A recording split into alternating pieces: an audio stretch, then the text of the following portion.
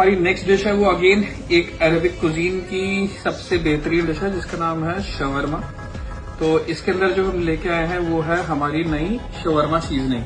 हमारी सीजनिंग का फायदा ये है कि आपको पहली बात ग्रिल मशीन लेने की जरूरत नहीं एंड आप डायरेक्टली इसको मैरिनेट कर सकते हैं 30 minutes prior to your operation.